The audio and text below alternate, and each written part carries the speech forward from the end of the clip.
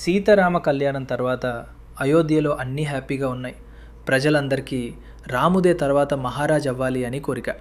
అప్పుడు మహారాజు దశరథ ఒక పెద్ద నిర్ణయం తీసుకున్నాడు. రాముణ్ణి యువరాజుగా ప్రకటించాడు. ఆ వార్త విని అయోధ్య మొత్తం సంబరాలు స్టార్ట్ అయ్యాయి. కానీ ఒక్క వ్యక్తి మాత్రం హ్యాపీగా లేదు. ఆమె కైకేయి. ఆమె దగ్గరున్న మంతర కైకేయి మనసుని మచ్చడం స్టార్ట్ చేసింది. అంటే రాముడు రాజు అయితే నీ కొడుకు భారత్కి సింహాసనం రాదు. ఆ మాటలు విని కైకేయి గుండెలో అనుమానం స్టార్ట్ అయింది.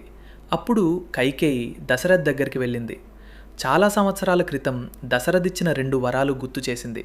ఆ తర్వాత ఒక షాకింగ్ కోరిక కోరింది. భరతుని మహారాజు చెయ్యండి, రాముడిని 14 సంవత్సరాలు వనవాసానికి పంపండి. ఆ మాట విని కైకేయి కోరికతో దశరథ మనసు ముక్కలైపోయింది. అయోధ్య భవిష్యత్తు ఒక మాటతో మారిపోయింది. నెక్స్ట్ పార్ట్లో రాముడు వనవాసానికి వెళ్ళినప్పుడు అయోధ్య ఎలా ఎచ్చిందో చూద్దాం.